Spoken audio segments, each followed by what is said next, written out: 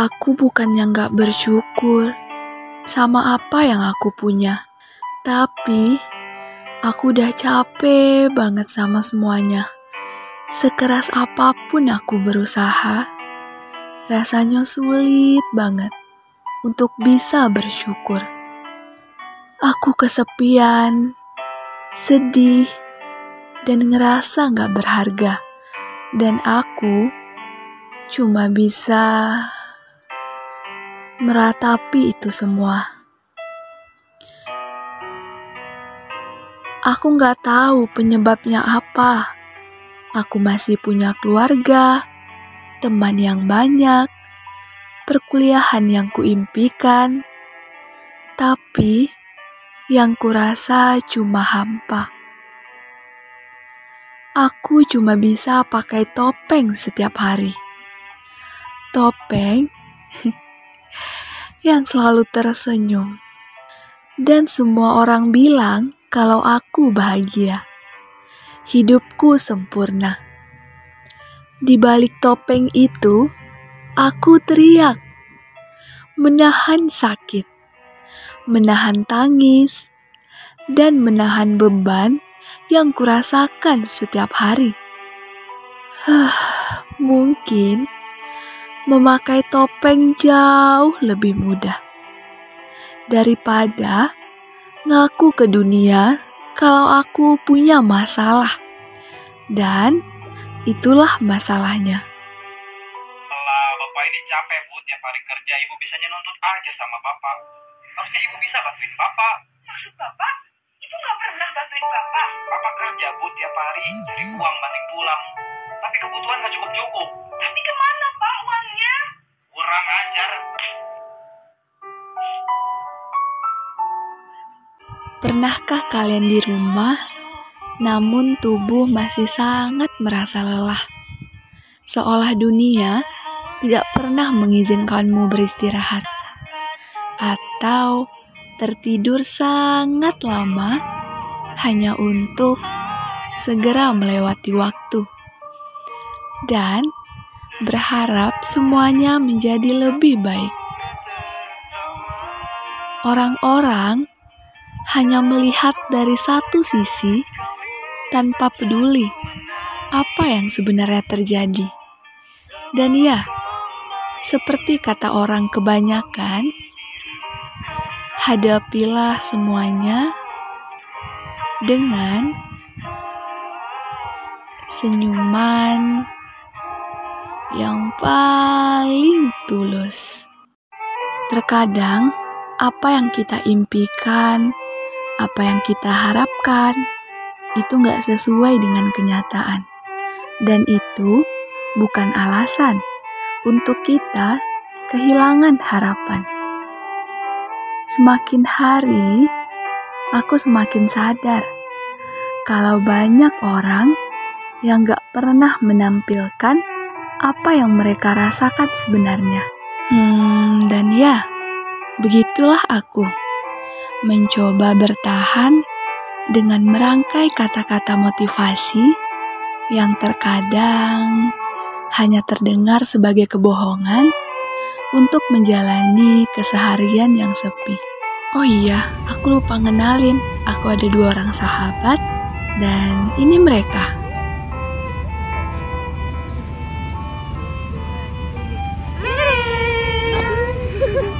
Dari mana?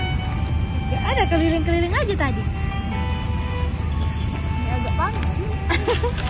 Aduh, ngapain sih sendirian di sini? Biasa, lagi ngeliatin senja. Senja banget. Aduh, sila banget ya. Kamu ngajain kami ketemuan di sini mau ngapain? Biasa, mau ngajakin main. Oh iya, Rin, gimana kau di rumah? Ya gitu. Biasa, selalu ribut, nggak ada ketenangan. Gitu deh, banyak berantemnya. Makanya aku tuh kayak males gitu di rumah.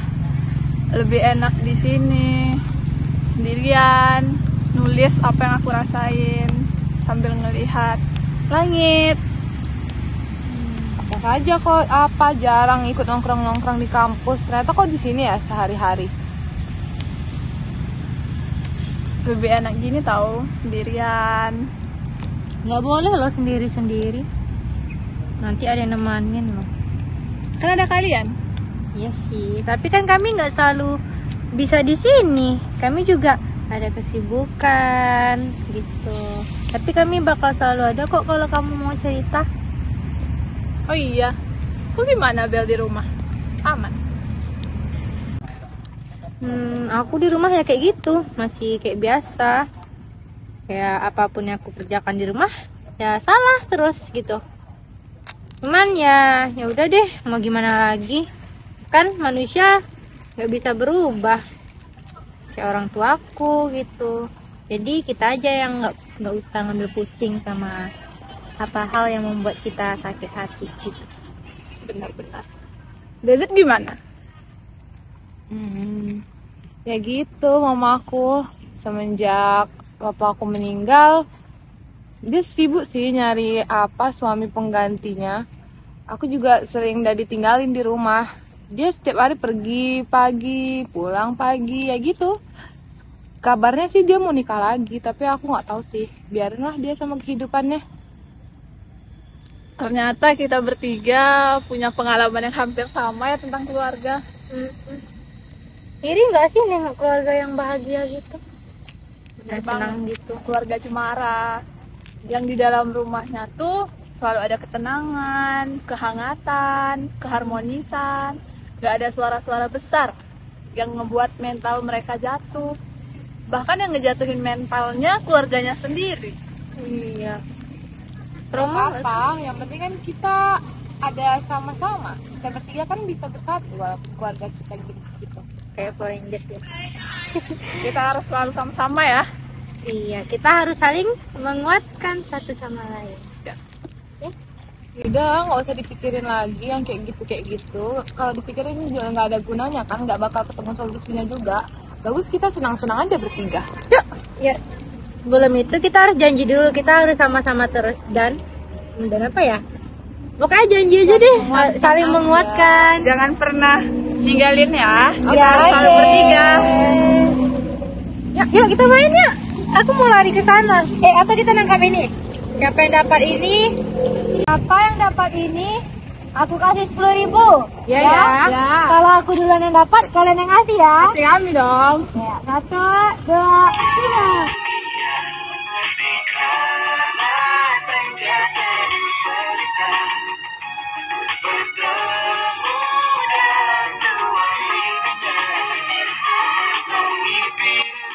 Aku yang dapat. Curang. Kita kan sama.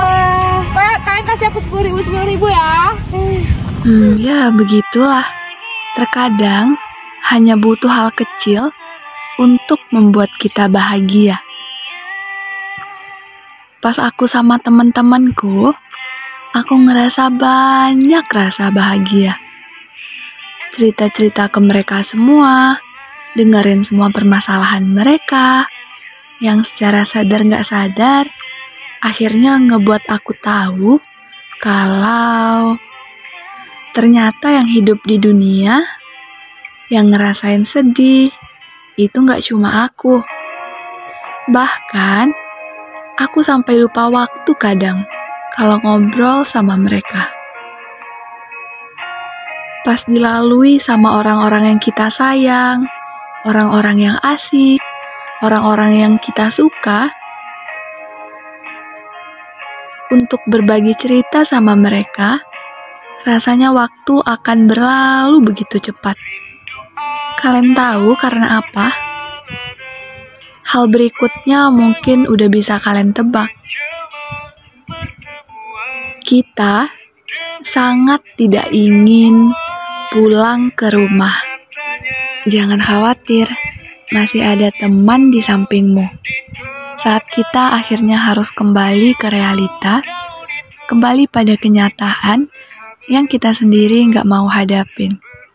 Cuma, ya mau nggak mau gimana, kita pasti akan balik ke tempat itu. Tempat yang buat kita sadar kalau realita hidup memang nggak seindah hidup yang ingin kita jalani. Capek juga ya kita main lari-lari tadi, aduh keringat, enak sih kita angin. Iya. Nih, gagal gitu loh, biar teriak-teriak. Woi! Ah!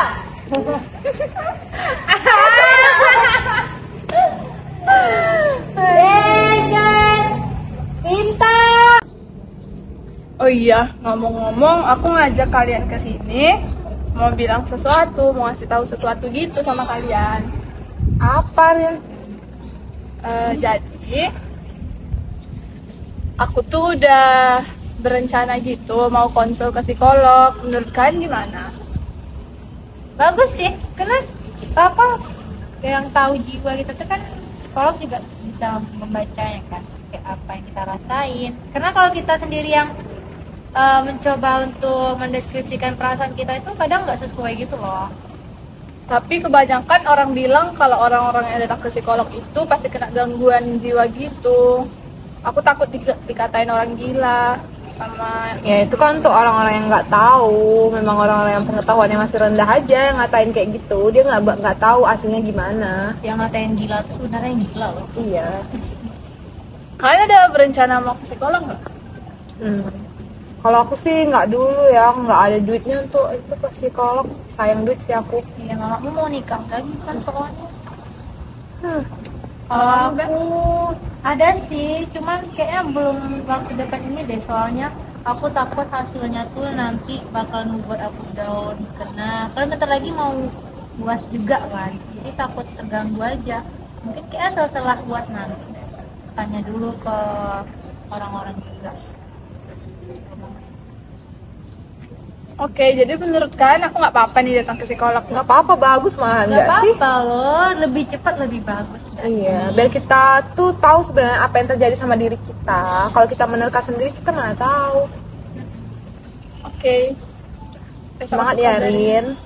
Semangat juga ya kalian. Besok pergi sama siapa sendirian? Ya, soalnya aku juga nggak bisa nemenin sih. Maaf ya, nggak bisa nemenin. Kecil banget di sini. Kalian semangat juga ya. Iya. Ya begitulah, setiap pertemuan pasti ada perpisahan. See you next time guys.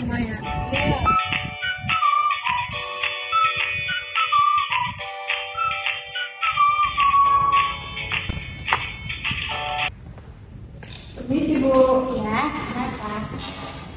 Ririn ya? Iya. Kenapa? Ada apa lagi, Rin? Ada masalah apa lagi? Keluhan apa, Rin, yang dirasain sekarang? Kayak keluhan sebelumnya juga dok, cuman kayak lebih parah gitu. Takutnya nanti karena terlalu kepikiran bakal mikir buat. Tapi belum sempat mau ngelukain diri sendiri kan? Nggak sampai ke situ kan? Belum sih, cuman udah pernah kepikiran bakal ngelukain diri karena saking stresnya gitu menghadapin semuanya. Jangan sampai ya, Rin. Coba dibilang dulu apa masalah sampai ngebuat Rin semakin parah ini. Kemarin kan masih ya udah, tapi kenapa sekarang sampai separah ini? Ada masalah lain? Ya sebenarnya masih di sana-sana juga sih dok, cuman sekarang tuh keluarga aku kayak makin lebih parah gitu. Kayak di rumah tuh udah nggak ada ketenangan lagi. Bahkan kalau marah-marah tuh sampai ngerusakin barang. Terus suara keras tuh yang selalu aku dengerin setiap hari, itu selalu mengganggu pikiran aku. Aku jadi nggak bisa fokus belajar, jadi kepikiran terus. Kayak hancur banget gitu dok keluarga aku. Kayak aku tuh ngerasa ingin ngakhirin hidup aku. Masih bisa mau keluar rumah kan? Masih bisa mau ketemu teman-teman kan? Masih dok.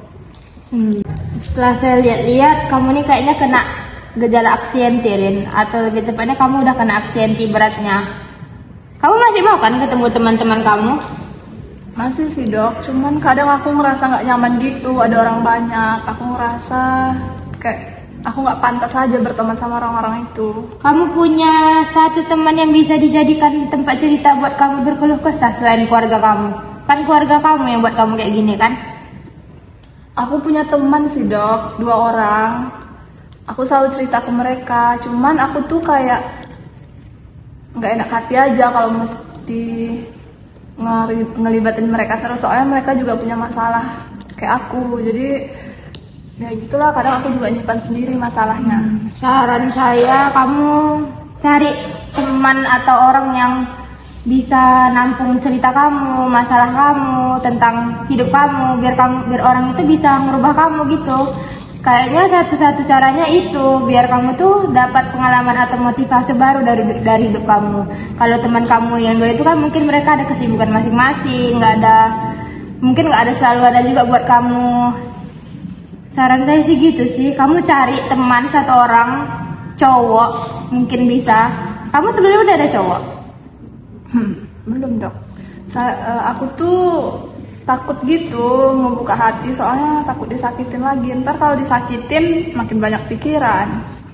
Saran saya ya nggak usah terburu-buru saran saya buat nyuruh kamu nyari cowok. Tapi coba aja kamu buat buka hati lagi buat motivasi hidup kamu selanjutnya ya.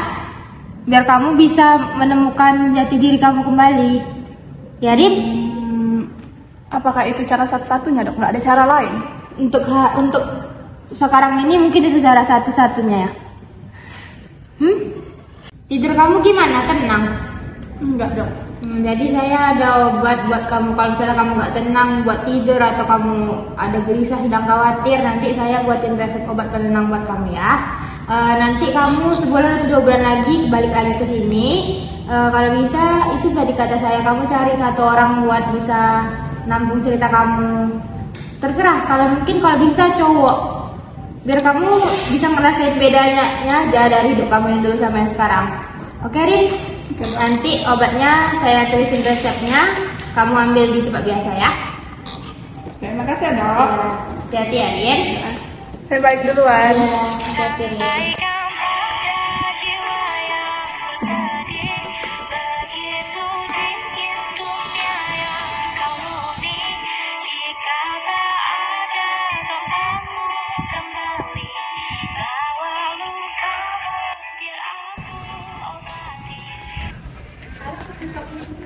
Oke.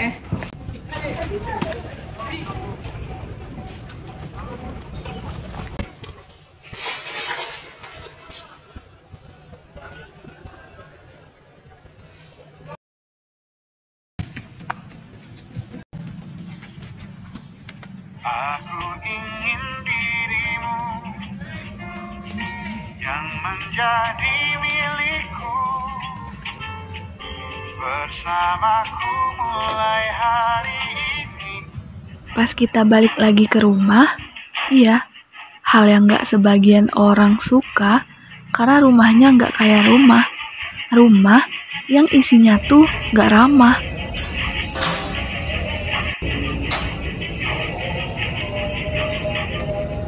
Dari mana aja sih Rin? Kalau di rumah nggak pernah bantu, main handphone terus. Kerjaannya kalau keluar keluyuran mulu.